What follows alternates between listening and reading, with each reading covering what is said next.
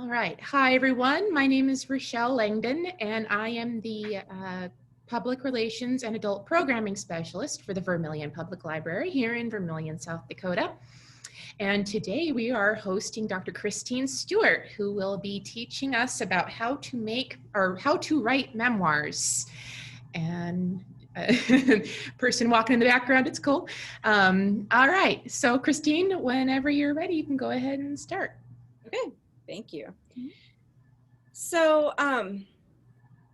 I recognize a few faces on here, and I'm really happy to be here. I'm up in Brookings, South Dakota. I teach at SDSU, and I am the South Dakota Poet Laureate. So I write a lot of poetry, but I also write memoir, and I've just completed, I don't know, like for the seventh draft of a full-length book memoir. So I've written a bunch of essays that have been published and gotten some awards here and there for essay type memoirs, shorter. But my book is based, and I'll tell you a little bit about it as we go, but my book is about raising my older son, Holden, who has a rare form of epilepsy.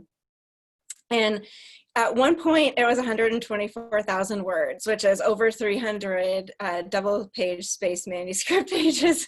But now that it's hopefully super close to being done and maybe even finding a publishing home somewhere, I don't know, fingers crossed, it's about 80,000 words. So one of the things, it like blew way up before it shrunk way down and then did some more revisions. So I'm a big believer in revision, and I'm a big believer in making the process work for you, of the writing process work for you and what you want to do.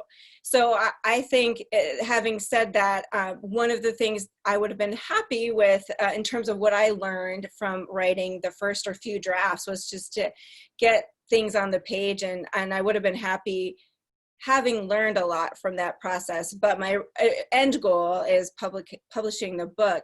So so it's taken, I'm on year 6 of this project. And of course, I've been doing other things too, but it can be a long time to write a book-length memoir. And so I'm just saying that, telling you all that start small, enjoy the process, and you never know where it can lead. It can lead some cool places.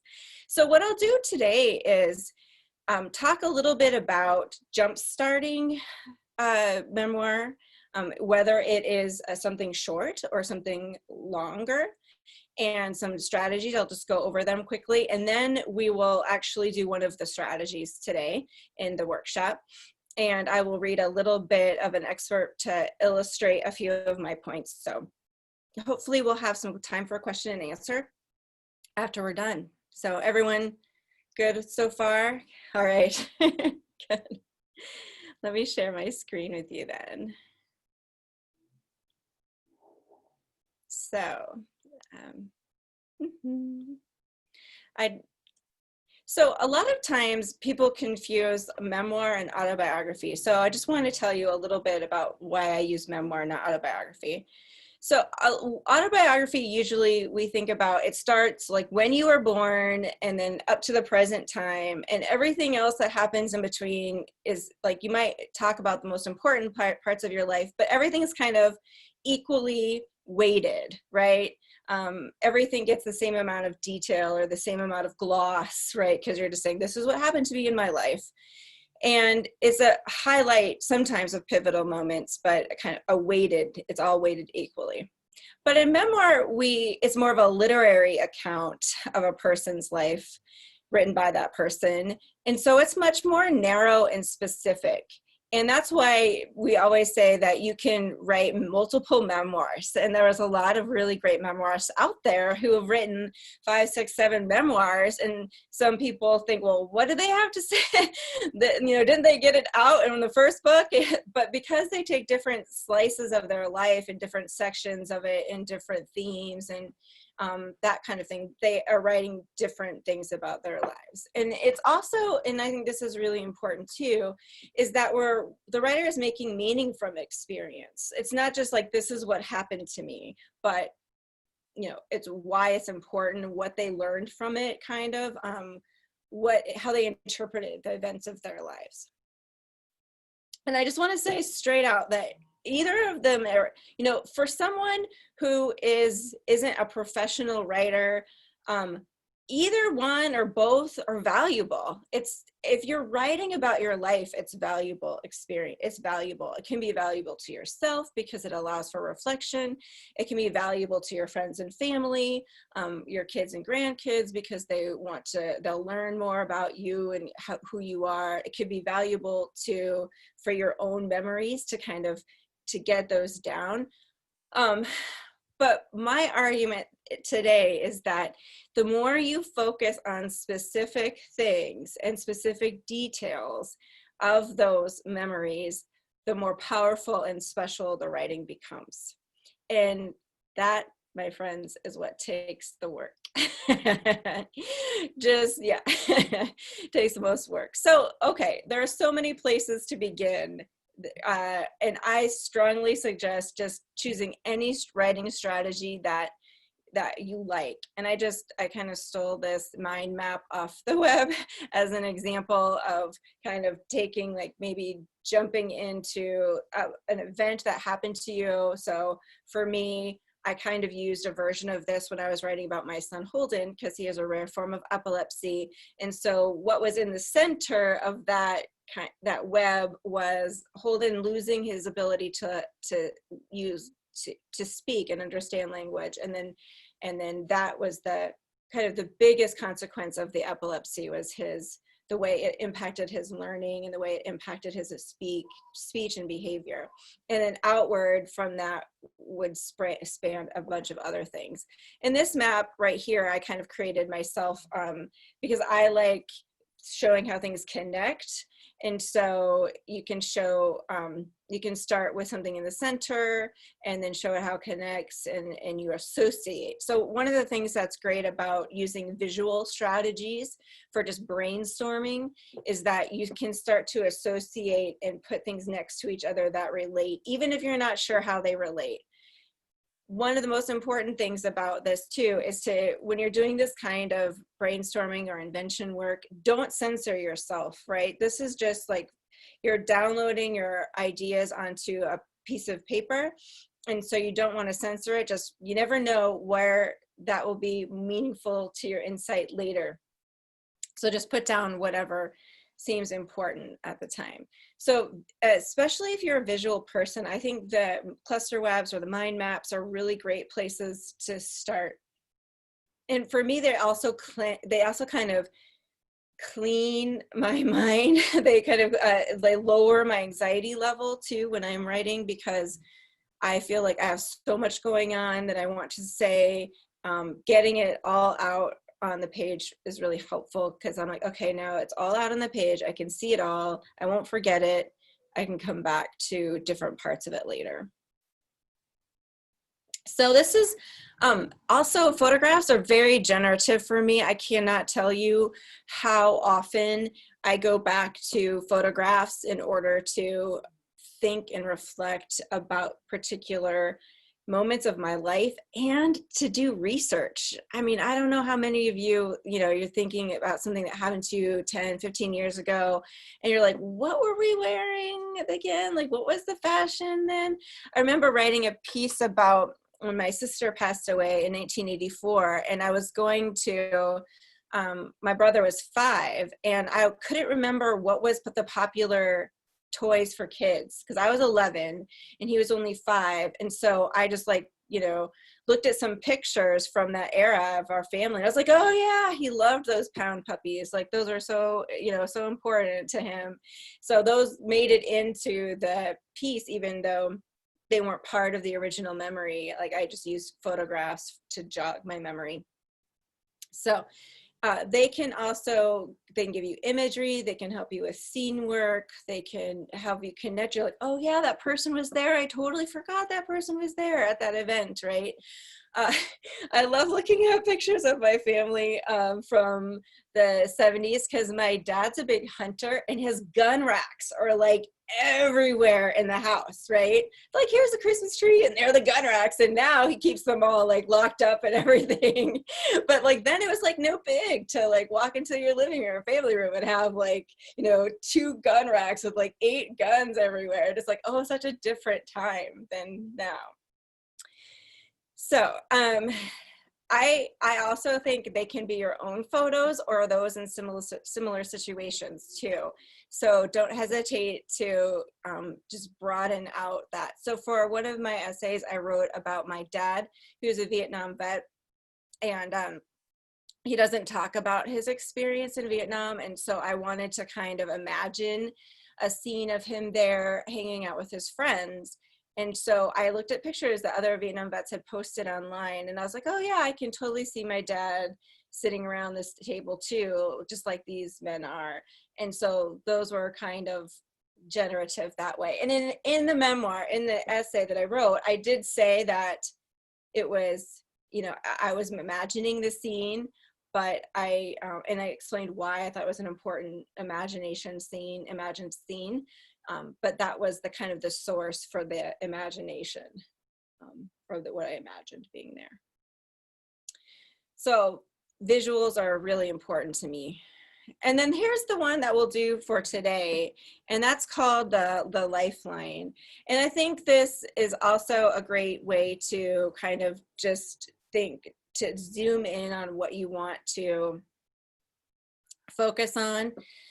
When the title Writing Memoirs to Remember, like it's to remember for yourself. These strategies will help yourself remember, but then hopefully the strategies will also help make your writing memorable too. So there's that play on that, but really like jotting all of these things down to start is really helpful. There's also other versions of the lifeline I just want to mention briefly before we jump in. So I've done a version of the lifeline with my students where it's called a body map. And they, remember in grade school, I don't know if everybody did this, but we would lay down on that butcher paper and you would trace your body. So I actually have my students do that and trace each other's bodies, and then we kind of map our lives through that outline of our bodies.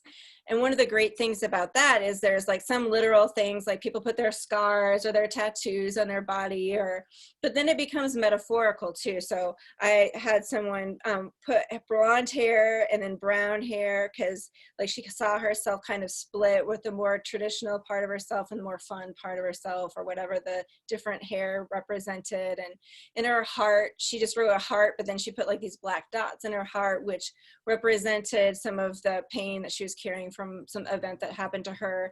And so she was able to kind of write those metaphors onto her body and really think about what some possible ideas for writing.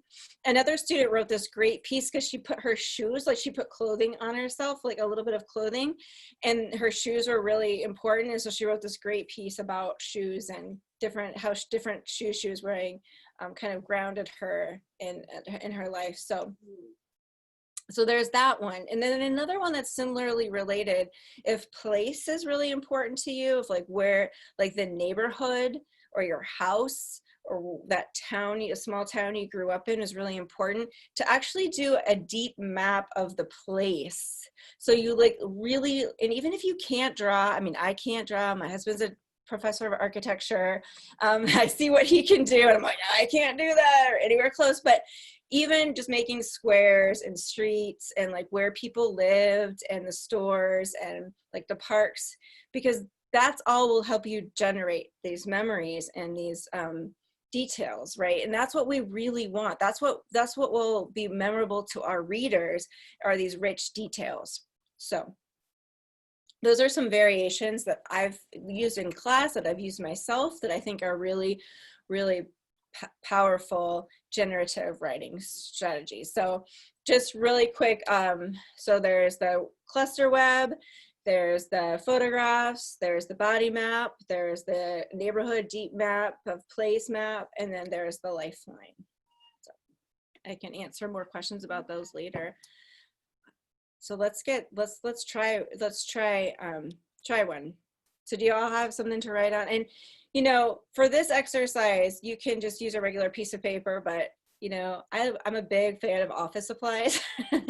There's like a copious amount of office supplies in my house. So like, I'll just go get like a bunch of, you know, pieces of paper and like start like scotch taping them together to make a really big lifeline or a really big piece of paper, or gluing them, or using highlighters for different things. And so if you're that kind of person, you can really get into this, like just let that all out in this part of the process.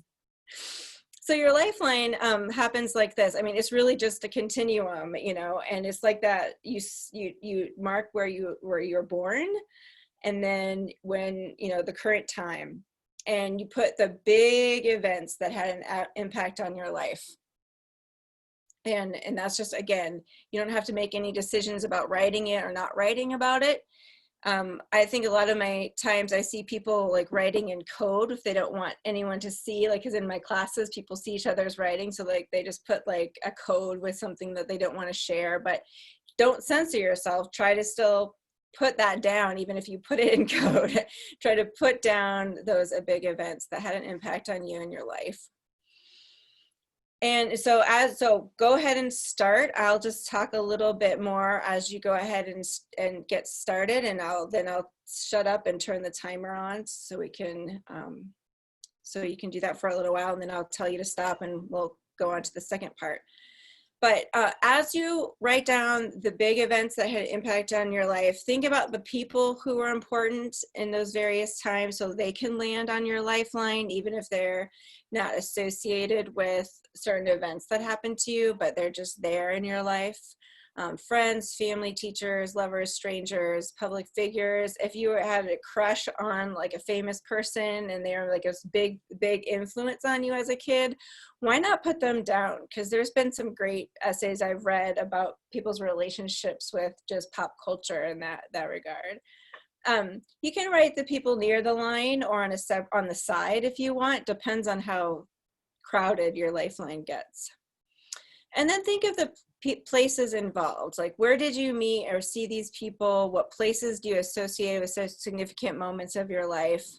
I think this is exceptionally important too for people who move around a lot and who move, and you kind of think about eras of your life according to places. So I grew up in the same house. I lived in the same house till I was 21. I mean, I went off to college, but my parents never left that house until I was 21.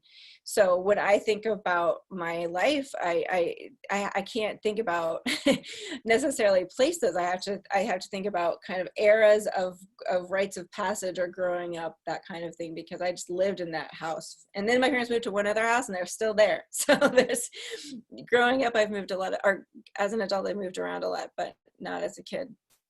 And then think of the activities in which you've been involved or interested alongside those two. So whether you're an athlete or an outdoors, you know, you spend a lot of time in the outdoors or in Girl Scouts or in church groups, whatever kind of things were important to you, make sure they get some sort of place on your lifeline. So I think I'll go ahead and give you about 10 minutes to make some headway on that lifeline. So I'll stop. Maybe I'll leave the prompt up so you can look at it. Okay, so I won't stop share, but I'll give you about 10 minutes. So.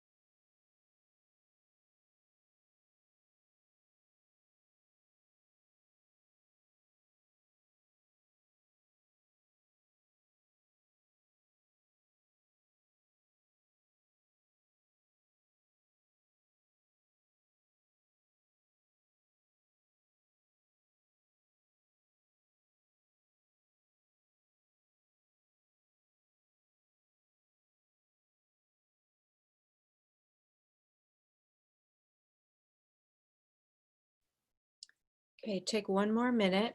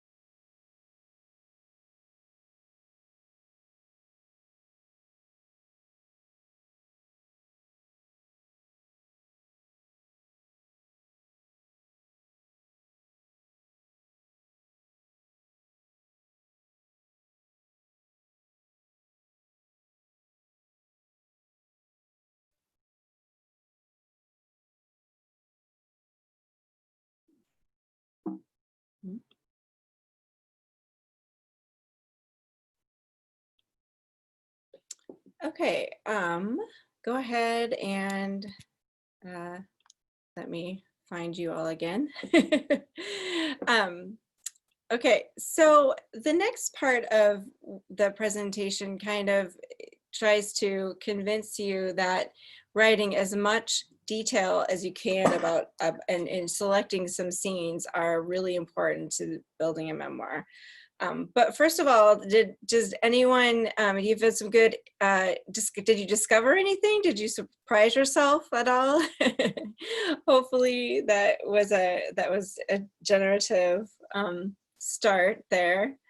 I surprised myself. I've been jotting down some things. I didn't really use a lifeline, but I started to think about the scenes that I was going to write for a germ of a next project. So, okay, so one of the things on the slide I had, but it's just a bunch of text, so I'll just go ahead and read it to you, is that you try to select from your lifeline a scene or a place to start. And I really think it's important to think about this like a movie, and you're trying to get down that scene or that event from start to finish as you remember it in like a movie, and you get what you see and what you heard and what you smelled and all those sensory details in that scene in order to just simply at first get it down there and see what you remember and see what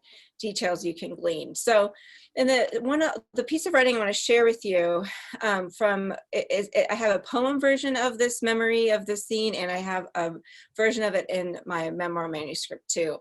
And it's based on when my son was diagnosed with epilepsy. He was first just diagnosed with epilepsy based on the seizures that you could see, the clinical seizures.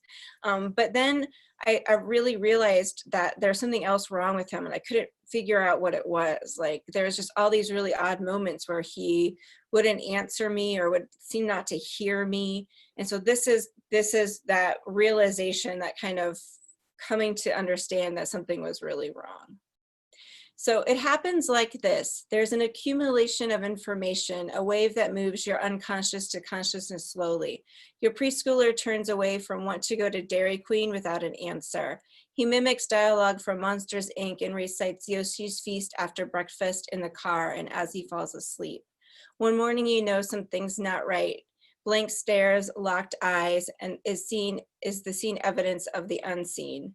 Then one day, a spike. Your child drops a tall glass of water, shards of sharp confetti on the kitchen floor.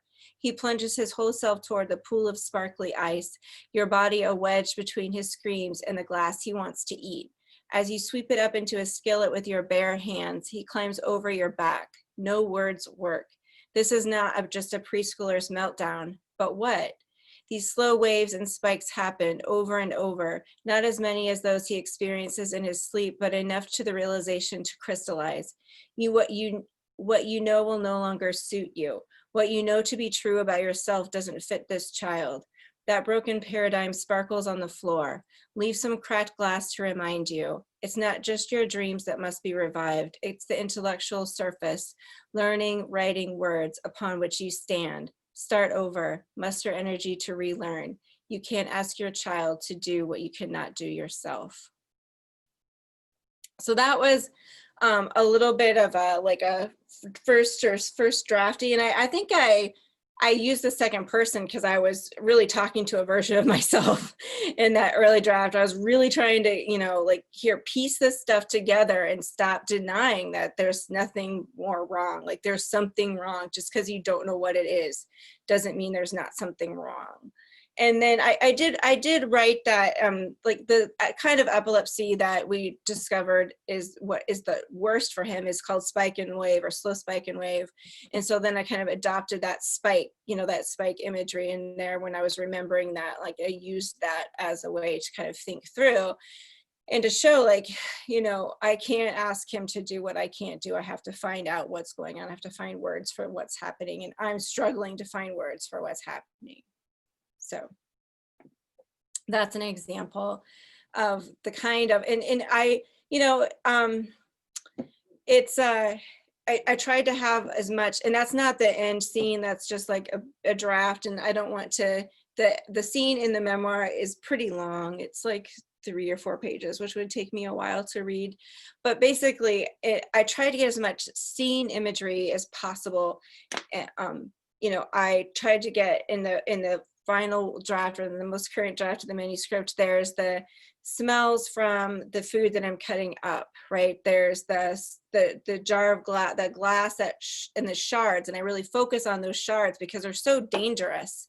They're sharp. He starts crawling over my back, trying to get to touch that glass, and it's dangerous. And so I'm trying to, like, use my body to keep him from crawling over me and getting into the glass, and trying to clean it up. And so I try to slow the scene down and really get to those details, and then I folding in what I'm thinking into those details. Like, at first I'm really frustrated, I'm really angry. Like, at first I'm patient. I'm like, hey dude, I'll get you some more water. And I tell him, and he doesn't work. He still is trying to get at it. And then I get angry. I'm like, this is dangerous. Like, sit down, and then I'm processing all of those emotions. And then at the end, when I get the glass cleaned up and I put it in the trash can, and he's moved through whatever just happened, I get him a new glass of water. He drinks it down, and he runs into his bedroom and starts to play. And then I sit down and I'm like, what just happened? Like, this is really odd. But it's only in taking that 3 or 4 pages of description, of breaking the scene down, that I'm able to really, what we call, like, earn that reflection time, that I can show you. Like, if I just said, yeah, my kid broke a glass of ice, and he was like he was interested in the glass. He broke a glass of water, and he was trying to get at the shards. You might think, oh, that's really odd, but it was terrifying. And the only way I can get to that terror that I felt like he was going to hurt himself is by slowing that scene down and really breaking it down into those details, into like that suspense. So anything that you can get in there. So recreate a dialogue. So I didn't really remember exactly what I said to him at that moment, but I knew the kinds of things that I was saying to him at that moment. I remembered the emotional kind of trajectory of that event. A lot of the touch, so the sparkly ice, the temperature of the temperature of the ice, the shards of glass, like how that would have felt.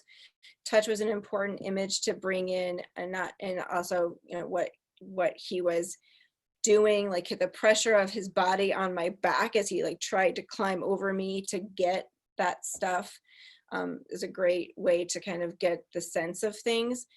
So, you might think that, and this is kind of the paradox with all creative writing, is that you think if you tell people about something, then they'll get it, or they can somehow. Sorry, my dog is like, she like wants up here right now. She's like trying to get through the door, and she'll just sit here and she'll put her face on my lap and want me to pet her, and I can't concentrate. So, but now I don't know what she's doing down there. She just like ran into the door or something.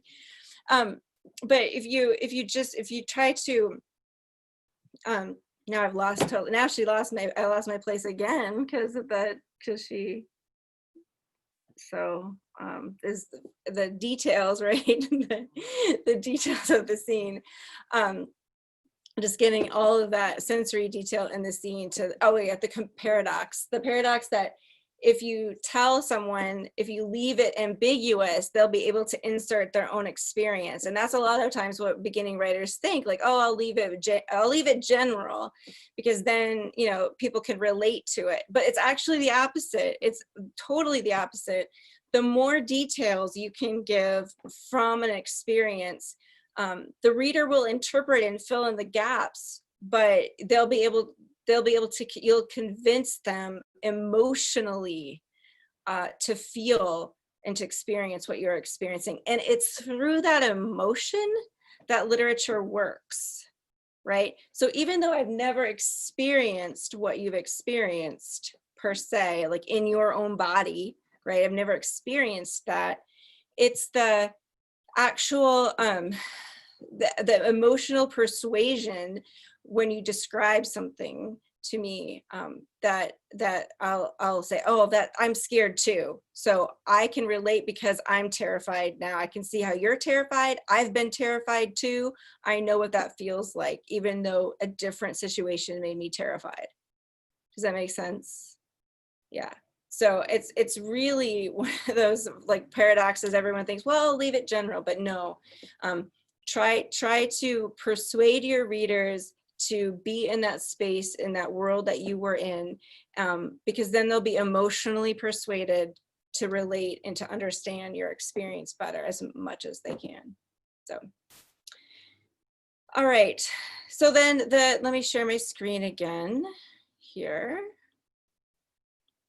So that was what I read. And this was a poem. This is a poem, the poem version of that. If it's in my book, Blue Words Greening, so I'm not going to read that, but that there is a poem version of it. And then the book length memoir kind of uses that drip and the idea of drip and drops and drizzles and the imagery of understanding, and that using the metaphor of the glass and the water and the ice to show understanding and how it takes time. So that's how it starts in that final draft. So now part 2 is you think about the ideas and issues and questions that are connected to the people and places on your timeline. Note any important issues or ideas that have influenced you.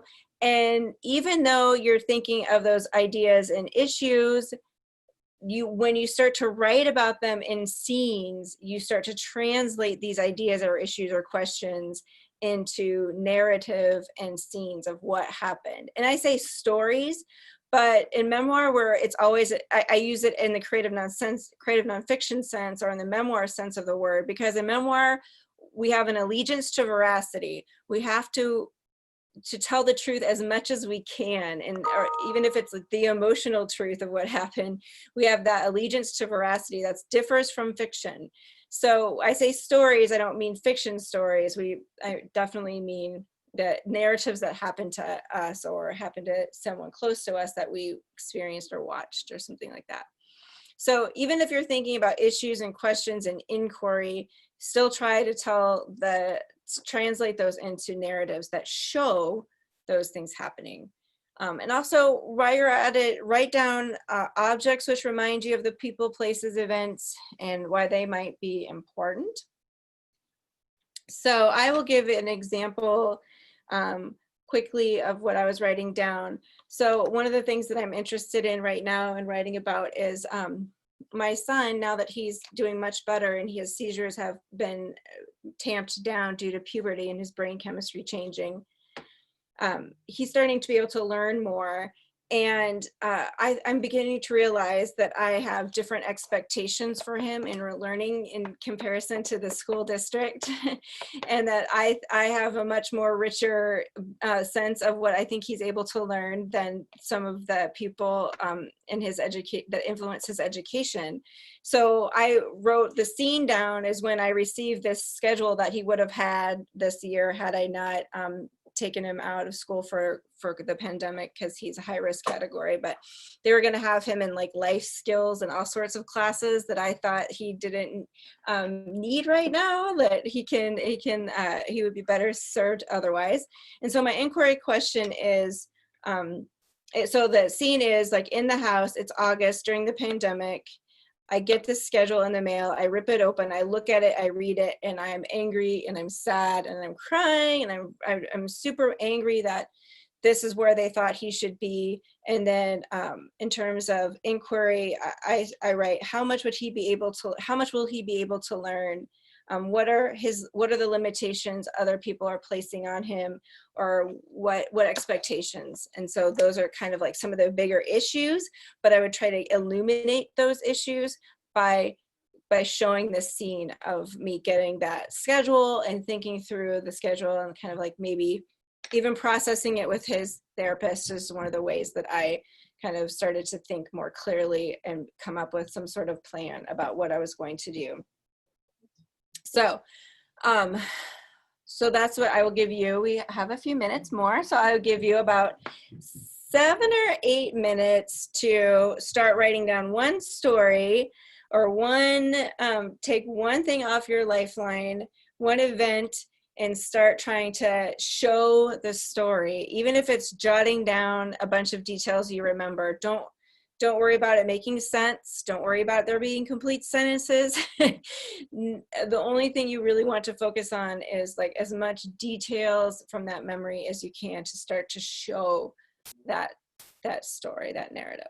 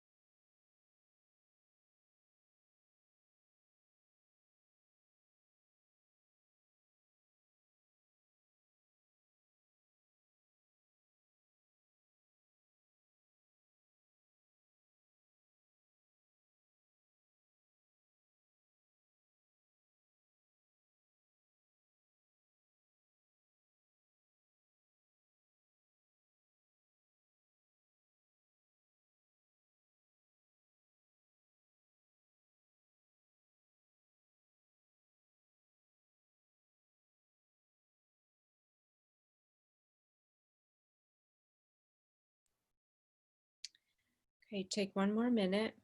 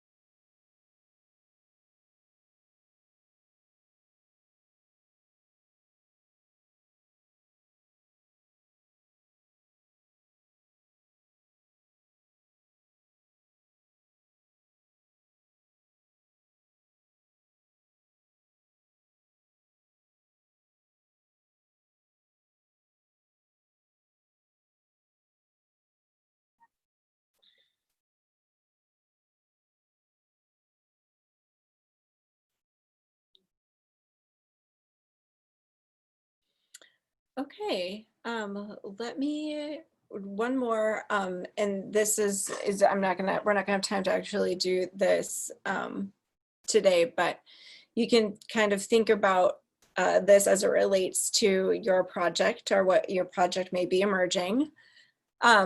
Inquiring into our own lives means asking tough questions, drawing connections, and complicating events that once seemed simple, and teasing out the nuances and processes that help us make things meaningful from our experiences. So as you narrow down a potential topic or you think about your topic, what exactly was my experience and how did it happen? Who else was involved and to what extent? What were the short and long-term effects and how did I feel about them? And how have those feelings changed? And I'll just talk a little bit about the inquiry into your own lives. I think one of the things that makes memoir really powerful is that in making connections and really thinking through our motives for doing things or the way we dealt with situations, we really reveal our humanity. And I think that's what makes this kind of literature so powerful for readers, is that we're real people experiencing life, and we make mistakes, and we sometimes triumph and sometimes don't triumph, and you don't have to triumph in your story in order for it to be valuable. But we're complicated people and real people, and our story should, especially memoir, should reflect that kind of thing. And I've read some memoir that have been a bit disappointing, that were because the writer didn't ask any tough questions. She let herself off the hook too many times. There was really not a lot of meaning making. It was like, this is just what happened to me, and ta-da, it was really fun. I went to this foreign country and I learned, and I had some interesting things happen to me, and I'm back, and my life just is moving on. And those sorts of things are really disappointing for me, even though they might be entertaining for a large, like they're good reads. They're like, I call them like a beach read, they're fun that way. They're not fun. They don't stick with me. They're just like empty carbs. They're like empty carbs, like they're not, they don't build your body in healthy ways or build your mind in healthy ways. So I don't know. That's one of the things that to think about as you're making selections about what to write about and what to move forward on in your project. So we only have 5 minutes left. That seemed to go a lot far longer. I actually have to be really careful. I can talk a lot, obviously. I'm very passionate about writing, and I'm really passionate about helping other people learn to write better. So it's really hard for me to let you have time to write, to be honest, because I want to know what you're thinking, and I want to know, I want to say more about the writing process, but only an hour. So do you have any questions that I could maybe answer in the last 5 minutes or comments that I could address?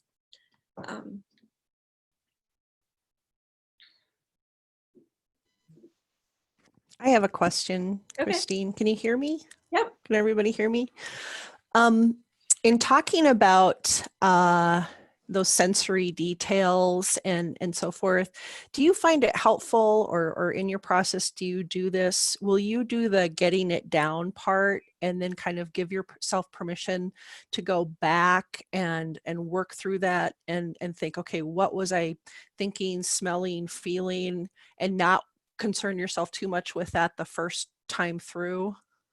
I think, yeah. Well, I think it takes as many passes as you can get to and to focus on certain things, right? So a first draft might just be like a bullet point of list of what's happened, and you're like, oh yeah, this happened. And then you might think, okay, I really want to write about this thing that happened. So I dive back into the draft and I start to flesh out what were all the details. And then you might go back again Right. and think about the dialogue that happened in that. And then you might go back again and think about what order and structure you want to tell that story, right? There's a lot of times chronology is not the order that works best for a story to be told in a memoir. So, I mean, there's so many passes through. For me, writing is complicated. It's complicated for anything you're writing, because you think about, I'm concerned about getting the thoughts on the page, but word choice or grammar or structure or figurative language. And like, you can't think about all those things at the same time. Right. So focus on one thing. And that's why you have to be patient through the process, because you have to really want to get it down in order to make so many passes through the memory. Mm-hmm. I think that sometimes, I know I feel this way, and I think maybe a lot of writers feel this way, that if it doesn't come out in that beautiful way the first or second time, that it's not worthwhile or valuable, and having to remind oneself that it means you have to go back over and over. And like you said, sometimes bullet points count as writing. That counts as part of the process. Yeah, no, the first draft of this memoir, I pinned up poems and blog entries and just random sheets of paper on a big the architectural department's pinup board. Like, they have these huge boards. It was during finals week, and so no students were there anymore. They had all finished up, and I went in, I just pinned up all of these bits, and I started to think, oh, I can start to see an arc. I can start to see a story and how they relate. And here's some themes. And so then I highlighted them and sticky notes, and that became like I don't even see that as a draft, but I guess it was a draft. Right. That makes there be 8 drafts. Oh my God, this is crazy. This is getting insane. So, but first it was just that, and then I had to, and then it took like maybe 5 drafts to get it 124,000 words, to get everything there. And then I had to start taking stuff out, and I had to restructure it. I mean, yeah, there was no way that I was teaching myself to also write like this, because I'm a poet primarily, and I'd written many books of poems, but I'd never written like this before. I'd written essays, but not like this big book, right? So I had to get consultations and send it to friends and get, take time. And yeah, it never comes out forever for me. There might be maybe there's 2 poems ever that have maybe just been written, and I just fiddle with some words. I go through 40 drafts of a poem sometimes. So I guess 8 drafts of a memoir is maybe pretty good. Maybe I'm making some progress. I don't know. So that's a good question, Katie. Thank you for that. Thanks. I have a quick question myself. My name is Inez White, and I've been asked for my entire life to write my memoirs or write my story, but the problem I have is I've never had the time. So now I'm retired from the military, and now I have time. Is how to determine which story to tell. So I have more than one story to tell. Mm-hmm. So I've been kind of bouncing back and forth about telling my entire story, like an autobiography, right, versus because there's just so many different things to talk about. and I'm not quite sure where to start. Well, I would definitely do the just brainstorming all of the, like, do a huge lifeline or huge cluster web of like all the things that are possibly are impossible. Maybe it's 10 books worth, where, you know, it doesn't matter. Like, you just get it all, like all the possibilities are there. And then I always start with what's most interesting to me? Like, because if you don't have insight and aha moments and learning about yourself and your experience as you're writing, your readers won't either.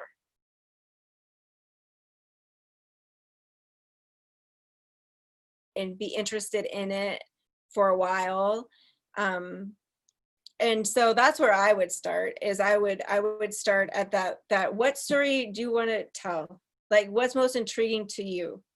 Don't worry about the readers yet. I mean, that'll come as you revise and as you think about it, but just start with what's most interesting to you. Where do you want to spend several months of your life, several years of your life, maybe? What stories do you want to immerse yourself into, right? And then that's where you start. Because if you're not motivated to do that for yourself, then you won't sustain the project, you know? You'll never get those stories all done or all out there, because it'll feel like too much work. You have to enjoy the process in order to get a product you like, or else it just feels like, you know, I don't know, pick a chore you hate: cleaning the toilets, doing laundry, whatever it is, you know, that's what it will feel like if you don't enjoy the process.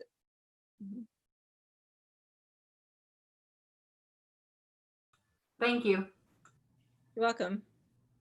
Good luck. I'm excited. Keep me updated.